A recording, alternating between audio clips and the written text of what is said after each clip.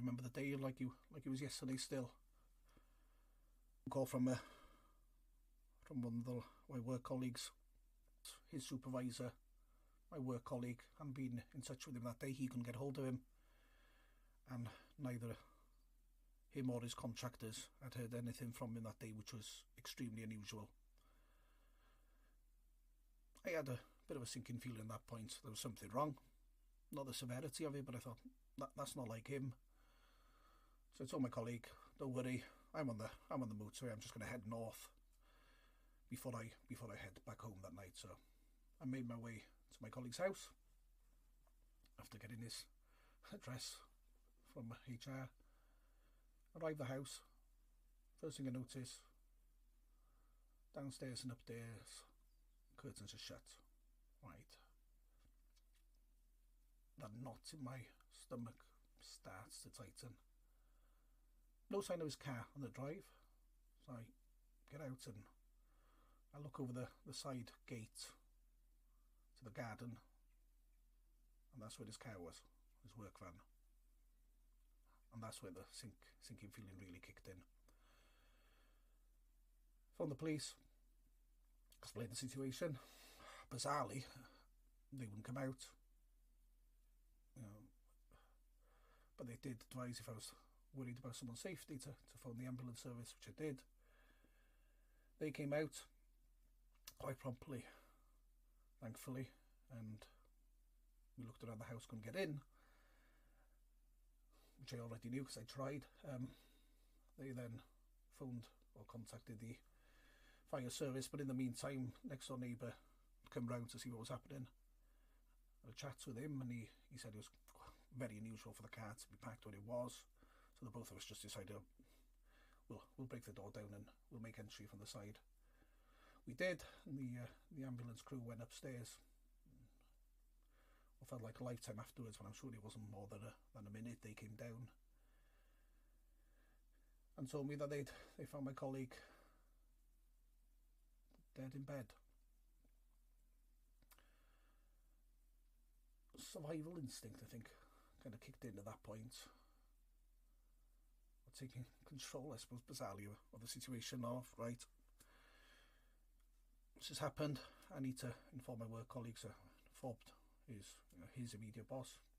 My work colleague works for me, and let him know what had happened, and try to console him, spent some time on the phone with him, and then phoned the lady that I'd phoned as I was travelling up to say there was something wrong in our HR and safety assurance kind of team, and had a good chat with her, and also phoned one of my other colleagues from North Wales who was a friend and knew the family to get the details of his next of kin for the police. So I went through all of that and then sat down in the next door neighbour's house for a cup of tea, and that's when the emotions kind of took over, thinking, oh Christ, what the hell's happened? And that's when it first really hit me. I had to stay about for what feels like a couple of hours. I'm sure it wasn't no more than an hour and a quarter, for the police to come, the coroner, etc., to do their thing. I'd agreed to identify the body for the police. His family lived a long way away, so I stayed about.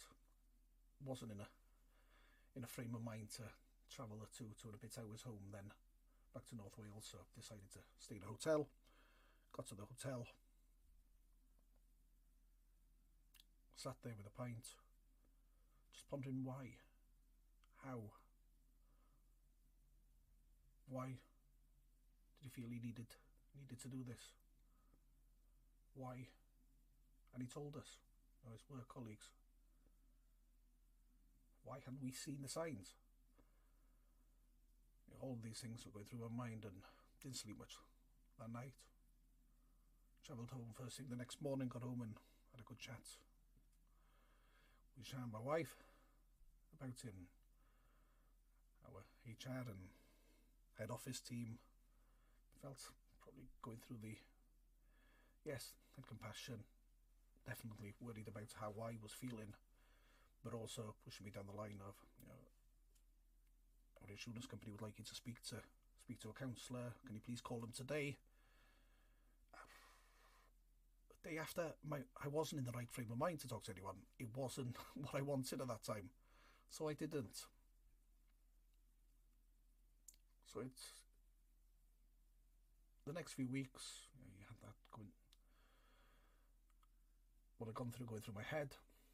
I'd met up with his family, his mother, talked to her, spoke to his brother, and obviously we had the funeral, etc. Coping mechanisms for the last few years. It's been, I suppose my coping mechanism at the time was to throw myself into something that I thought and still believe was worthwhile.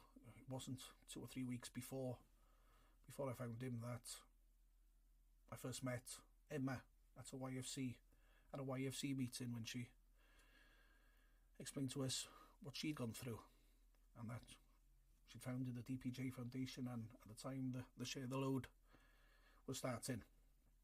So I felt I needed to do something, so I volunteered for the DPJ Foundation and to volunteer on the Share the Load. And through the training that I went through for that, gave me more coping mechanisms to understand maybe how to deal with someone who's gone through bereavement, as well as someone who's considering suicide or feeling low. From there, being on the mental health awareness training has really opened my eyes to what I should be. Other people, all of us should be looking out for in each other. People who are feeling low. What are the signs? What are the telltale signs? What are those little nuances of differences? And that has really helped me. And I suppose that's what's kept me going. It's not for everyone, but a piece of advice I'd give is, as I said, having a counsellor to talk to straight away is my work was trying to push me. It's not for everyone. If it is for you, brilliant, go for it. But in hindsight, I think 2 or 3 weeks afterwards, once the funeral, meet the family, etc., had gone over, I think in hindsight I should have sat down with someone or at least talked to a professional about my feelings at the time. I'm fortunate over the last few years, I've been in good company to talk about it. So yeah, that is my coping mechanism. But my advice would be to anybody going through bereavement via suicide is talk to someone, be it a friend, work colleague, family member.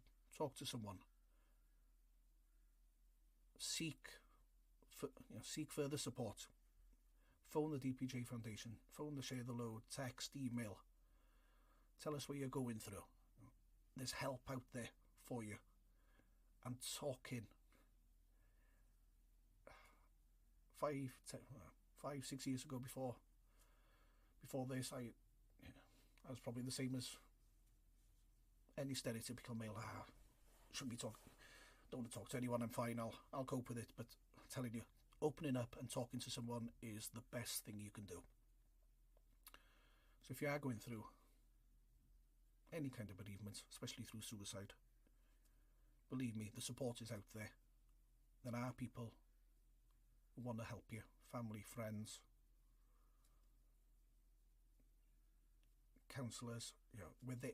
People are there to help. So pick up the phone, knock on someone's door for a cup of tea and talk to them. Yeah.